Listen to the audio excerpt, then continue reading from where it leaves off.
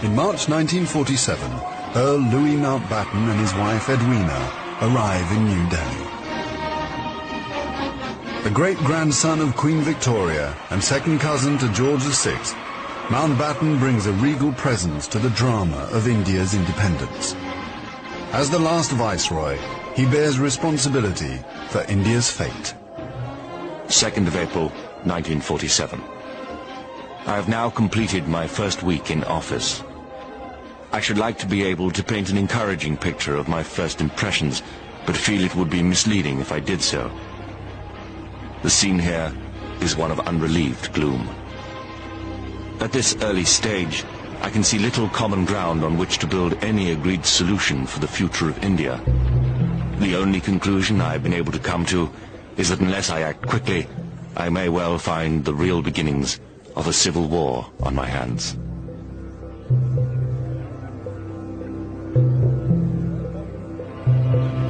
By May, attempts to create a unified India have failed. Gandhi retreats from political life. Muhammad Ali Jinnah, leader of the Muslim League, and Jawaharlal Nehru of the Indian National Congress concede to divide India. Fearing a total loss of control, Mountbatten brings forward the transfer of power to August. Two nations will be created by partition, a secular India and a new homeland for India's Muslims, Pakistan. Independence, Nehru addresses the people of India. Long years ago, we made a tryst with destiny, and now the time comes when we shall redeem our pledge. At the stroke of the midnight hour, when the world sleeps, India will awake to life and freedom.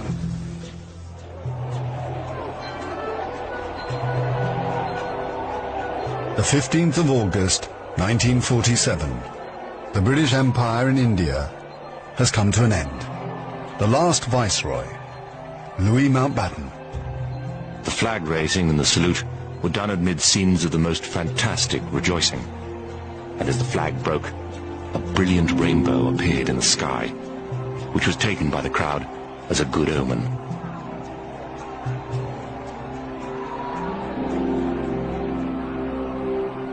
Qasim Muhammad.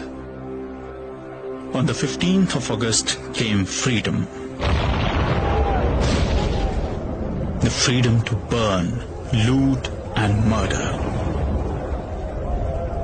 While Delhi and Karachi were celebrating, central Punjab was burning.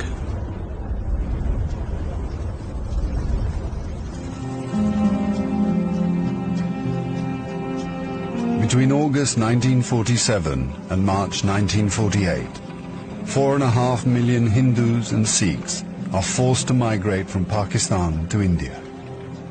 6 million Muslims must move in the opposite direction. Britons and Indians witness the bloodshed. Shahid Ahmed. It is a battleground. People have gone mad. Trains to Pakistan are being looted and occupants slaughtered. We all knew that carnage was in the offing. So did Mountbatten. The British Empire, which tried to build India over centuries, can never live down this great tragedy.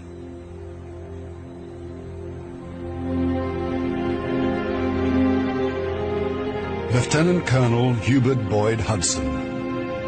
The sight from the air was awe-inspiring. In this chaos, millions of refugees were struggling to get to India or Pakistan. Thousands of others were doing their best to prevent them, murdering them by the hundred. But death is nothing. There are things more terrible than death.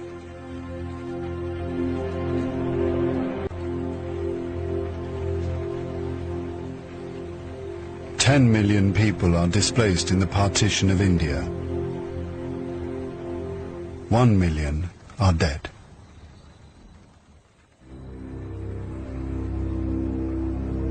By the summer of 1948, most of the British have left. Hubert Boyd Hudson has been in India for 15 years. India is full of ghosts. Houses I have lived in, now inhabited by Indians, remind me of the days which will never come again. When the Viceroy drove past with a cavalry escort in red coats, I have seen the greatness of the British in India, but now it is all ended, and we are the last to leave, the few who are trying to tidy up the mess which the sudden splitting of an old empire has caused. Britain has lost its greatest imperial possession. Mahatma Gandhi once said that if India became free, the rest of the empire would follow. In the next 10 years, the fire of India's independence will spread around the globe, from the Middle East to Africa.